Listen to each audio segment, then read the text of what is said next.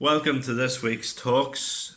This week, Stanley and I are going to be looking at the subject, why do you need Jesus?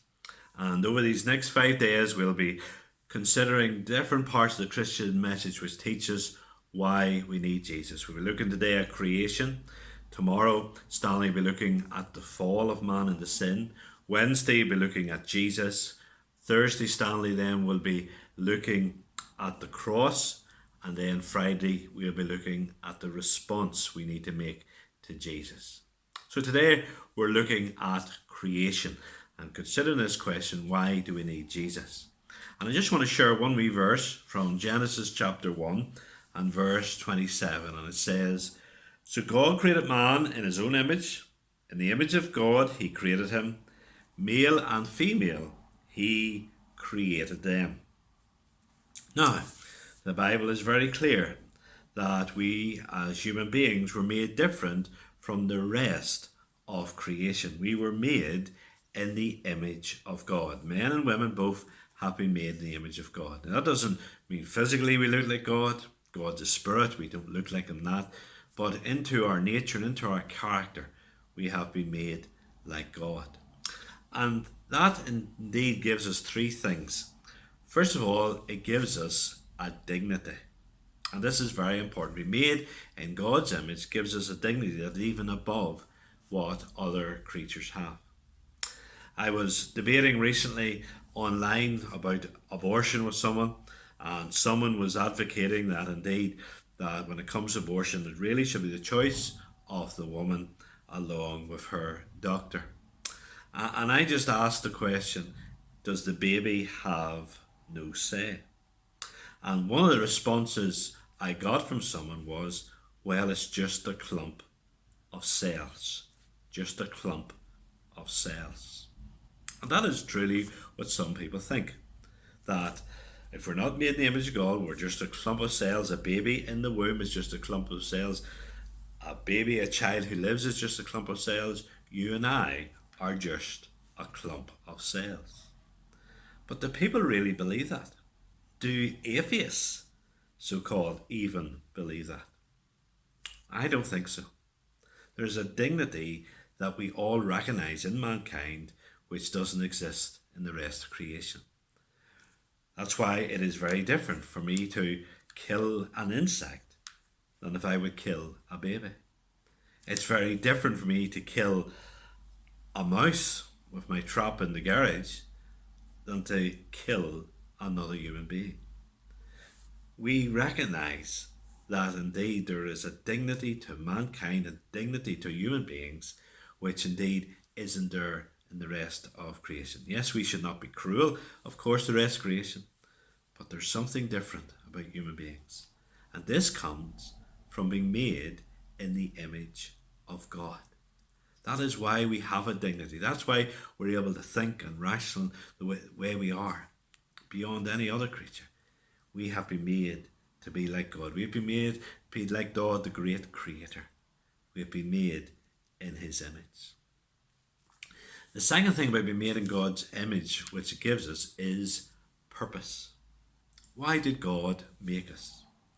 When you read the account of creation, you see that in the creation of men and women, God is personally involved in a much closer way than with the rest of creation. With the rest of creation, God just said, let it be, and it came into existence. But when it came to the first man, Adam, God formed him of the dust of the ground, this miracle from the dust, creating a human body. But he wasn't alive yet. So God breathed life into him. God breathed his spirit into him. What an intimate thing that was. And then when it came to creation of the first woman, Eve, God again was intimately involved in doing that. And that was showing us that men and women would have a relationship with God, a closeness with God beyond any other creature. We were made with a soul, with a mind, so that we could think, that we could know God, that we could love God, that we could worship God. We were made so that we could have a living relationship with God. And this is where real purpose in life comes from. And indeed, we can only have that relationship with God through Jesus now. We'll be thinking a bit more of that through the rest of this week. There's a man many centuries ago called Augustine. He lived in North Africa, and he lived a very wild life, a very godless life for many years. He had a Christian woman who prayed for him, and then he came to trust in the Lord. And Augustine said this, that my heart is restless until it finds rest in you. And within each of us there is a God-shaped void, someone has said. Our life will never be complete. Our life will never have true purpose until we come to know the living God. We're all by nature worshippers. We want to worship. We want to be wooed. We want to be filled with a sense of awe.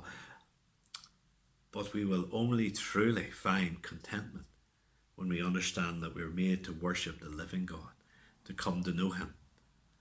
The Catechism of our Presbyterian Church says man's chief end is to glorify God and to enjoy him forever.